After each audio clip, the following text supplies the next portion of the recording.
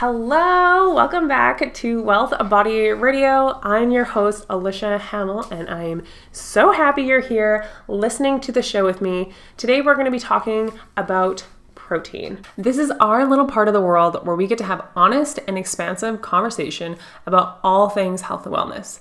These conversations are geared towards making you rich within your mind, body, and spirit, which in turn will make your pockets rich, I promise, okay? But these are all conversations meant to empower you to regain that gut intuition and to move confidently through this messy world. Remember, this information in this podcast is for entertainment purposes only and not intended as medical advice. Okay, let's get started.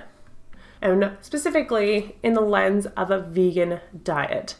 Now, very controversial. Don't leave just yet because it is really a good opportunity to listen to both sides of the story, to listen to opinions on all of the spectrum so that you can really develop your own opinion. I think people really do themselves a disservice by only pigeon-toeing themselves in the information that aligns with them and they think is to be true.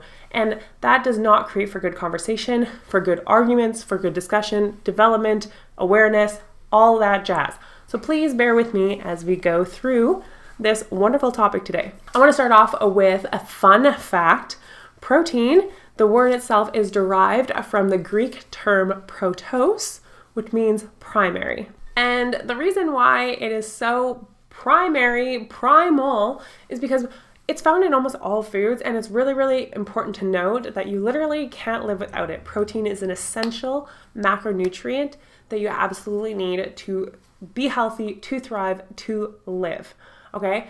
When protein is ingested, it gets broken down into amino acids. So amino acids are like the building blocks, kind of like my backdrop here. And that is what builds your immune system, your organs, your hormones, your hair, your skin, your eyelashes. Literally everything that makes up you is made up of amino acids, which comes from protein. So that is why it is super duper important to consume protein.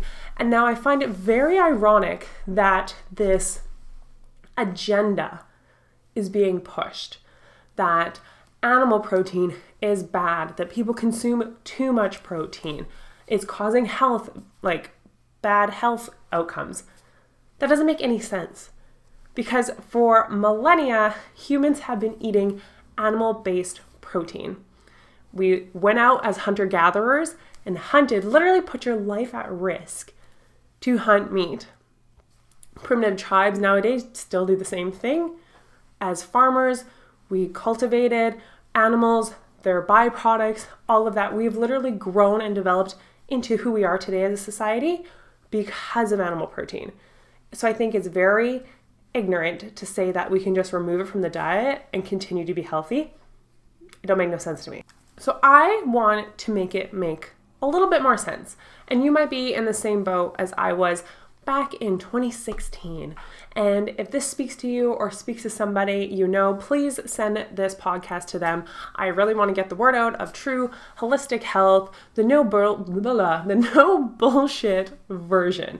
Very important to me. So let's talk about who I was in 2016 and why that might resonate with you or somebody that you know. Alicia back then was somebody that was going through an eating disorder. I was seeing a therapist at this time, but I was still dabbling in the perfectionism mindset, trying to be perfect, trying to be a perfect recovered person, trying to have a perfect body, have a perfect diet and all that. And I stumbled across veganism because of the Netflix series or movie, Cowspiracy. I say movie because it's not an actual documentary. They pass it off as a documentary, but there's so much lying in it and fictional shit that it is definitely a movie. So why would this movie impact me so much? And they were projecting that if you eat this way, it's better for the environment, better for your body, you're a better person. Ding, ding, ding, ding, ding. I could be better. I could be more perfect. That resonated with me. And also they were saying that it would be, because it's better for your body, translate that in my brain is I could lose weight with this diet. I've heard other people do it this way. So it really just was another form of the perfect diet and equating to the perfect body. The irony is that protein has an extremely large case for weight loss and body composition. When you ingest protein, it takes about 30% of those calories in the protein, like for your body to work, to break it down. 30%. So if you eat 100 calories of protein, the thermal effect of breaking that down is going to be about 30%. When you consume carbohydrates, that thermic effect is only going to be about 10 to 5. And then when you consume fats, it's going to be anywhere from 3 to 0. So when you eat something fatty or high in carbohydrates, you're taking on almost 100% of those calories that come with it. But when you ingest protein, your body really has to work to break those amino acids down to absorb it. That's awesome. That's exactly what you want for body recomposition and weight loss. With a vegan diet, you don't get that. And protein also improves your leptin sensitivity. So this is going to be your satiety hormone. So when you eat protein, you go, I feel good. That's enough. I rarely ever feel that way when I eat ice cream. Okay? Or when I eat a banana. I'm never like, that's enough. No. I could eat 2-3 bananas for sure. 2-3 bowls. But if you told me like I needed to eat like 2-3 servings of meat, like chicken breast, like after the second one, like I'm pretty like okay. Like I'm not like on like constantly craving it, wanting more and more and more. And it's funny, in a world full of conspiracy theories, you would think that the bandwagon would have figured this one out, it being a crock of shit, to pardon my French. And yeah, really went after this one, but here we are still trying to spread the message that veganism is not the healthiest diet. Morally, if that is the hill you want to die on, go for it. But don't tout that it is is that the right word? I don't even know. Tote? Anyway, I digress. That it is the healthiest of diets, because that is just not the case. In the Cowspiracy movie, they declared crazy things like eggs are just as bad as smoking. No, they're not. They also said that animal agriculture is responsible for 51% of greenhouse gas emissions, which they had to retract on their Twitter and say, just kidding, guys, it's about 18%. We got it wrong. Funny enough, that statement is also not true. It's actually anywhere from between 5 to 14%. And the irony, and one of the biggest ironic parts that I recently learned after doing a little digging into this film, is that the top 3 largest culprits of global deforestation are all vegetable oil crops. So that means all of the burgers, all of the French fries, all of the vegan products that are filled up with vegetable or seed oils are part of this issue. And I will address that these vegetable crops are fed to conventionally raised animals.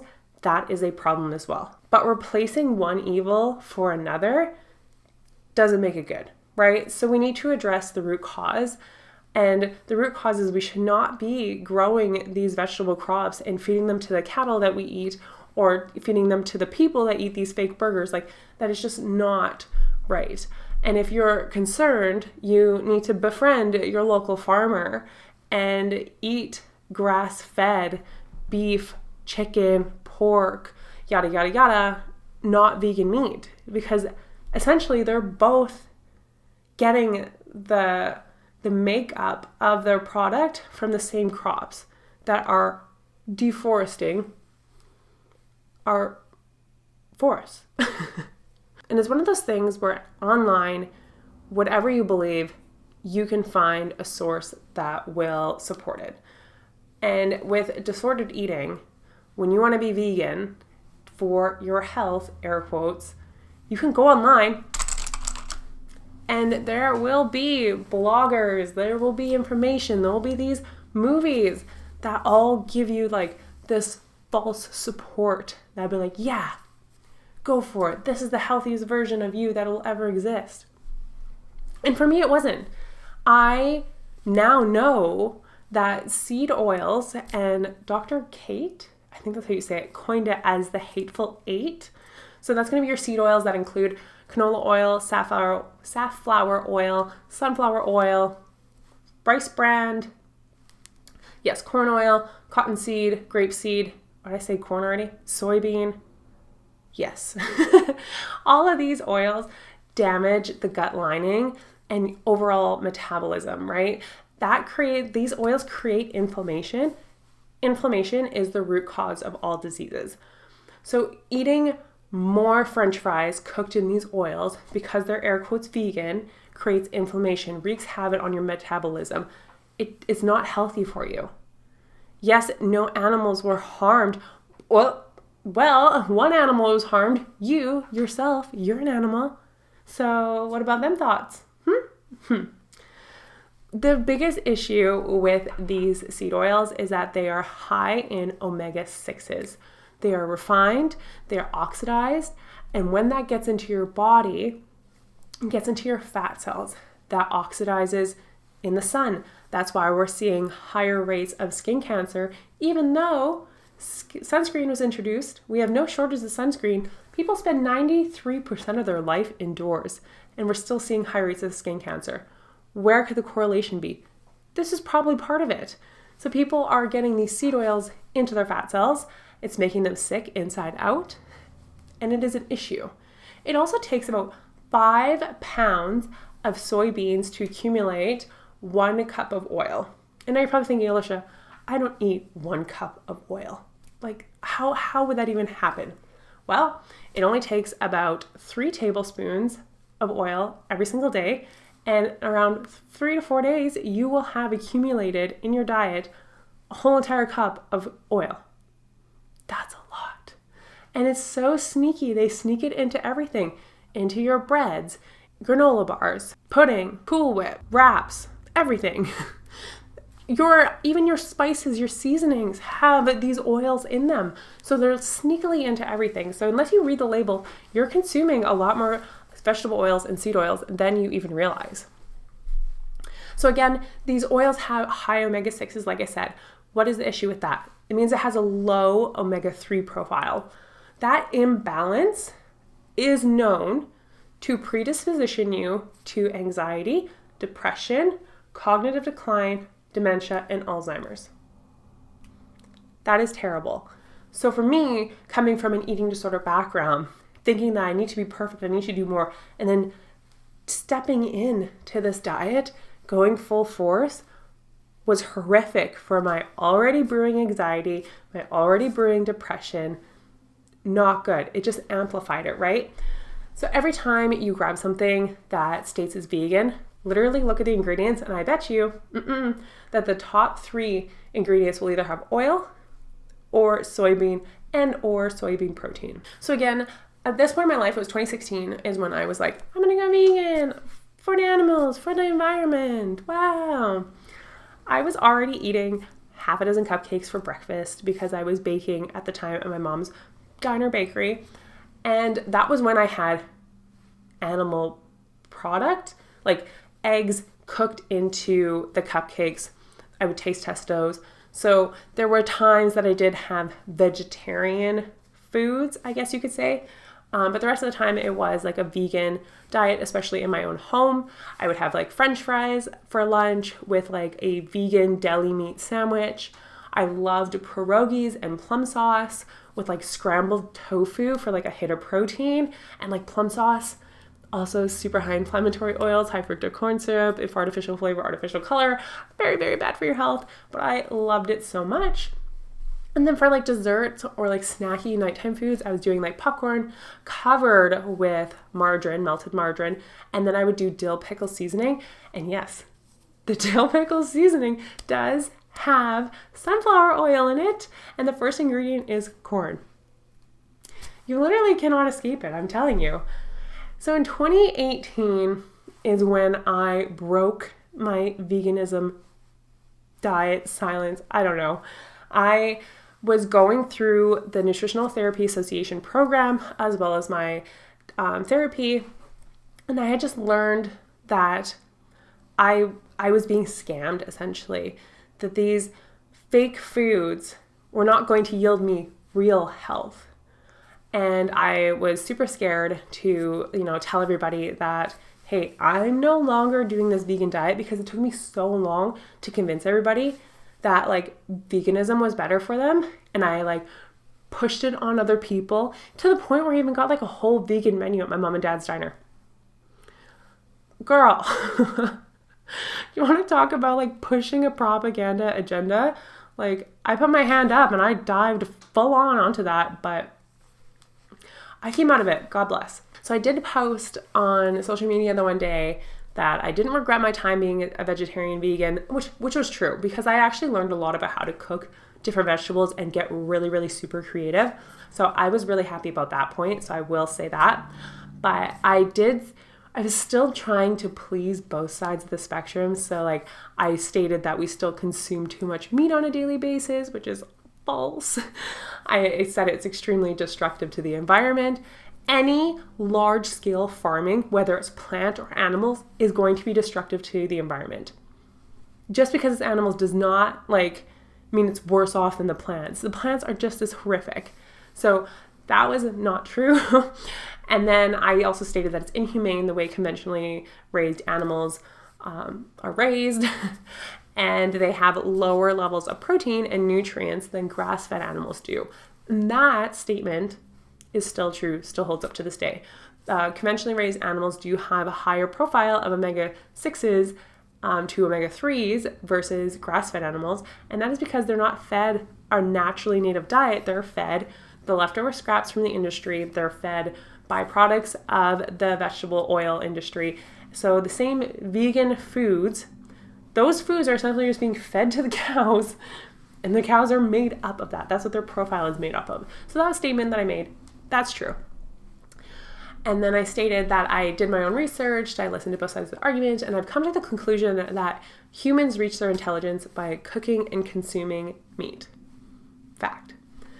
Just like there's a difference between a cooked tomato and a raw tomato, there is a difference between plant nutrients and animal-derived nutrients. Also a fact. The bioavailability of plants is very low compared to the bioavailability of animal protein. And I'm going to put on the screen here, so if you're listening, head over to YouTube and check out this video so that you can see the diagram of the availability of the different nutrients and how many calories come with the protein that you would need to get equivalent amounts of protein versus animal. Okay, there. And lastly, I stated there are more benefits to eating meat than a fortified vegan substitute diet. And that is also true. And it was true in the context that I was running out of energy on a vegan diet. I was craving food like crazy, and the vegan substitutes were not doing it for me. And I truly, truly believe that the body stores up everything it can, and it does its best with what you give it. But after so long, those storage of nutrients, of the things that it can do to manipulate the things that you're giving it, all go to the wayside. They get used up. So once there's no longer anything left to use, the body gets really, really sick. It took me a really long time to, I think, undo the damage that this diet did. Like I said, very inflamed. My face was very round at the time. I just felt not good. And now a lot of people, I think one of the main arguments, like I said earlier, that I'd stated for myself when I declared my non-veganism diet was that we're consuming too much protein, and that is greatly false. So being a nutrition coach, one of the biggest problems I have with my clients is getting them to eat more protein. So the irony is that these experts and these vegan bloggers are saying, we eat too much meat, yada, yada, yada. That's not true. I have seen it firsthand. You can go into the literature and see that we're actually consuming less meat than we were like in the 1940s. It's been declining. And actually the ratio is switched. So we used to consume a lot more cow, and now we consume a heavily amount of like chicken. So it did switch there. We don't consume too much. The rule of thumb is to consume 0.8 or 1 gram of protein per like pound of body weight. And that's going to be a lean body weight. And it's going to be based off of your physique goals. The average person, let's say they weighed 150 pounds, to get that total of 150 grams of protein, it would look like 4 ounces of pork tenderloin with 2 eggs in the morning. For lunch, you would do 6 ounces of lean ground beef. And then for dinner, it'd be about 6 ounces of chicken breast. That's about 148 grams of protein. Most of my clients, when they first come to me, are not eating breakfast. So they've eliminated an entire meal. And then for lunches, they're doing either 1 scoop of protein powder, or they're doing a like wrap or something with deli meat in it, 4 slices of turkey. And then for dinner, they're doing like a burger. That's not enough. That equates to about 80 grams of protein. So that is not great. We're not over consuming. If anything, we're over consuming processed carbohydrates. And it really, again, disservices you when you're not consuming a natural diet. As humans, we're extremely sedentary. We consume a lot of sugar. We don't consume good quality water. We don't ever see the sun. We have no circadian rhythm or anything like that. Like, there are so many things that as a species, as a society, we could do better than just cutting out meat. That's not an end all be all. There's a lot of people that are profiting off this movement. And there are not a lot of people benefiting health-wise off this movement. And it is really important to see how a vulnerable society, a society that has a lot of disordered eating, can be easily manipulated into this diet. And then once this diet is in play, the anxiety ramps up, the depression ramps up, and it's so hard to get yourself out of this diet. Even though you might want to, there's just a social pressure of coming out and breaking this diet and saying, hey, like, I was wrong, waving your white flag. That is extremely difficult. So people just become like closet eaters, which again ramps up our disordered eating further. It doesn't make sense to me. It's not right. It's not good. I just really want to drive home the fact that veganism does not equal health. That protein is an essential macronutrient. And just because it's found in plants, that's like a backup. The best source is a high quality protein. That is going to be from animal sources. The bioavailability between the two is extremely different, like we talked about. And it's not a tremendous amount of meat to eat per day to yield 100 to 200 grams of protein. It is challenging when you don't move your body and your body doesn't need those extra calories. It's challenging when you have poor digestion because you don't chew your food because you watch Netflix. It's challenging when you have low stomach acid because you just pop Tums all the time because of heartburn, which is probably caused by your vaping and caffeine. Those things make wanting to eat protein a lot more difficult. There's a lot of different other areas of your life that we need to address first before we remove an essential macronutrient group from your diet. Okay, so if you need help with any of this, you have any questions, please let me know. Send me a DM. Let's talk. I want to help you. I want to help figure this out. I want the word to get out there that animal meat's not the problem. There are many other things in our diet, in our lifestyle that we can correct first before, again, like I said, removing something that literally made us who we are today. We're not above it. We're not. Okay? Alrighty. So the last thing that you're going to hear from me is going to be, I don't want you to forget to subscribe to this podcast. Don't hesitate to reach out, like I said, and let me know how this conversation made you feel. Don't forget to show up in the world a little bit more curious, a little bit more intentional, and a lot more loving. Okay, guys? Bye!